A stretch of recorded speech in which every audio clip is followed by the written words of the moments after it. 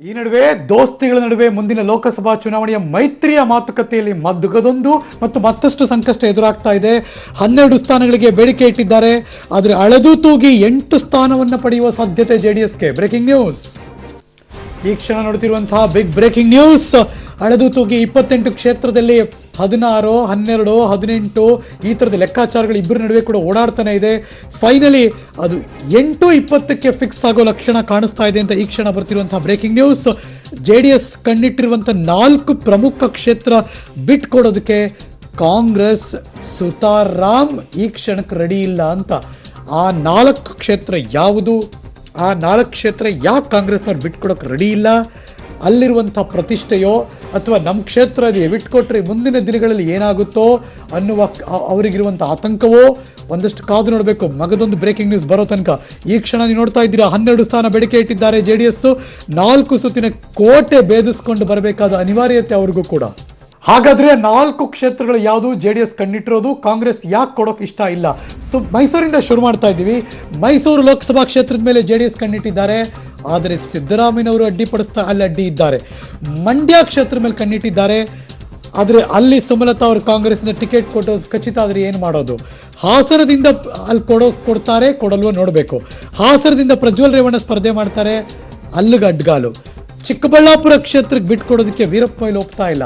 So ಹೀಗಾಗಿ ಮೈಸೂರು, ಮಂಡ್ಯ, ಹಾಸನ, ಚಿಕ್ಕಬಳ್ಳಾಪುರ ಈ 4 ಪ್ರಮುಖ ಕ್ಷೇತ್ರವನ್ನು ಬಿಟ್ಕೊಡೋದಕ್ಕೆ ಕಾಂಗ್ರೆಸ್ನವರು ಇಷ್ಟಪಟ್ಟಿಲ್ಲ. ಮತ್ತಷ್ಟು ಮಾಹಿತಿ ನನ್ನ ಸಹೋದ್ಯೋಗಿ ಪೊಲಿಟಿಕಲ್ ಬ್ಯೂರೋಯಿಂದ ಸೀನಿಯರ್ ಸ್ಪೆಷಲ್ ಕರೆಸ್ಪಾಂಡೆಂಟ್ ಸುಕೇಶ್ ದೂರವಾಣಿ ಸಂಪರ್ಕದಲ್ಲಿದ್ದಾರೆ. Good morning Sukesh. Very good morning. ಇದು ಇಬ್ಬರಿಗೂ ಚಾಲೆಂಜು, ಇಬ್ಬರಿಗೂ ಪ್ರತಿಷ್ಠೆ, ಇಬ್ಬರು ದೋಸ್ತಿ ಸರ್ಕಾರದಲ್ಲಿದ್ದಾರೆ. ಆದರೆ ಇದಕ್ಕೆ ಮಾಸ್ಟರ್ ಮೈಂಡ್ ಇರೋರು ಯಾರೋ ಸಜೆಷನ್ ಕೊಡಬೇಕು. ಆದರೆ ಎಲ್ಲಿಗೆ ಬಂದು ನಿಂತ್ಕೊಳ್ಳುತ್ತೆ ಈ ಕ್ಷಣ? ಏನಿದೆ ಮಾಹಿತಿ?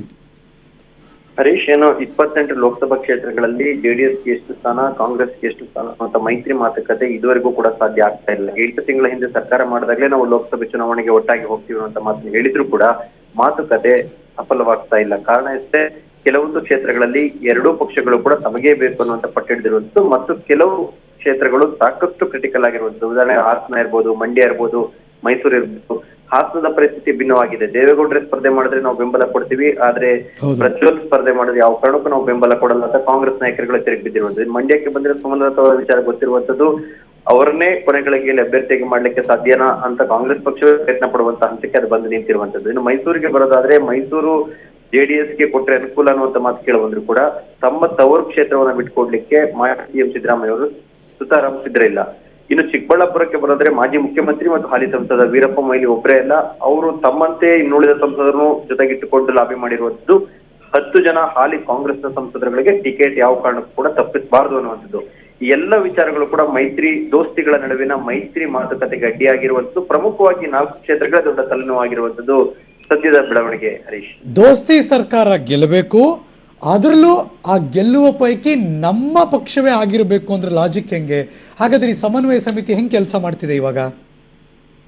ಸಮನ್ವಯ ಸಮಿತಿಯಲ್ಲಿ ಮತ್ತೆ ಮಾತುಕತೆಯ ಅವಶ್ಯಕತೆ ಇದ್ರೆ ಖಂಡಿತ ಅದನ್ನು ಕೂಡ ಅವರು ಚರ್ಚೆ ಮಾಡುವಂತ ಅನಿವಾರ್ಯತೆಗೆ ಸಿಲುಕ್ತಾರೆ. ಆದ್ರೆ ಮೇಲ್ನೋಟಕ್ಕೆ ಸೀಟು ಹೊಂದಾಣಿಕೆಯ ವಿಚಾರ ಸಮನ್ವಯ ಸಮಿತಿಗಿಂತಲೂ ಮುಂಚಿತವಾಗಿ ಪಕ್ಷದ ವೇದಿಕೆಯಲ್ಲಿ ಚರ್ಚೆ ಆಗ್ಬೇಕಾಗುತ್ತೆ. ಪಕ್ಷದ ವೇದಿಕೆಯಲ್ಲಿ ಚರ್ಚೆ ಆದಂತ ಪಕ್ಷದ ನಾಯಕರ ಚರ್ಚೆ ಅದು ಸರಿಯಾಗಿ ಬರದೇ ಇದ್ದಾಗ ಮತ್ತೆ ಸಮನ್ವಯ ಸಮಿತಿಗೆ ತಂದುಕೊಂಡು ಅದನ್ನು ಕೂಡ ಅವರು ಚರ್ಚೆ ಮಾಡಬೇಕಾಗುತ್ತೆ.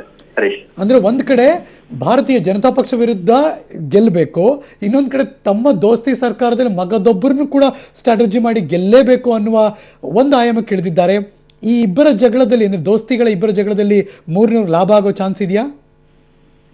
ಅಂದ್ರೆ ಹಾಸನ, ಮಂಡ್ಯ ಈ ವಿಚಾರಗಳು ಬಂದಾಗ ಮತ್ತೆ ಮೂರವರಿಗೆ ಲಾಭದ ಪ್ರಶ್ನೆ ಬರಲ್ಲ. ಆದ್ರೆ ಮೈಸೂರು ಮತ್ತೆ ಚಿಕ್ಕಬಳ್ಳಾಪುರದ ವಿಚಾರಕ್ಕೆ ಬಂದಾಗ ಸಹಜವಾಗಿ ಅದು ಎಲ್ಲೋ ಒಂದ್ ಕಡೆ ಬಿಜೆಪಿ ಕೂಡ ಅಡ್ವಾಂಟೇಜ್ ಆಗುವಂತ ಸಾಧ್ಯತೆ. ಹಾಗಾಗಿ ಅಲ್ಲಿ ಅಳೆದು ತೂಗಿ ಯಾರಿಗೆ ಯಾರು ಕೊಡ್ತಾರೆ ಅನ್ನೋದಕ್ಕಿಂತ ಗೆಲುವಿನ ಕುದುರೆ ಯಾರು ಅನ್ನುವಂಥದ್ದು ಕೂಡ ನೋಡ್ಬೇಕಾಗುತ್ತೆ. ಆ ಎಲ್ಲ ವಿಚಾರಗಳ ಬಗ್ಗೆ ಚರ್ಚೆ ನಡೀತಾ ಇದ್ರು ಕೂಡ ತಮ್ಮದಾದ ಸಮಸ್ಯೆಗಳನ್ನ ಮುಂದಿಟ್ಕೊಂಡಿರುವಂತ. ಕೊನೆಯದಾಗಿ ನನ್ನ ಪ್ರಶ್ನೆ ಸುಕೇಶ್, ಇದು ರಾಜ್ಯದಲ್ಲೇ ಬಗೆಹರಿಯುತ್ತಾ ಇಲ್ಲ ಹೈಕಮಾಂಡ್ಗೆ ಹೋಗುತ್ತಾ, ದೆಹಲಿ ಅಂಗಳಕ್ಕೆ ಹೋಗುತ್ತಾ? ಇದು ಖಂಡಿತ ಹೈಕಮಾಂಡ್ ಅಂಗಳಕ್ಕೆ ಹೋದ ನಂತರದಲ್ಲೇ ಒಂದು ಅಂತಿಮ ರೂಪ ಸಿಗುವಂತ ಸಾಧ್ಯತೆ ಇದೆ. Harish, thank you so much Sukesh ಈ ಕ್ಷಣದ ಮಾಹಿತಿಗಾಗಿ.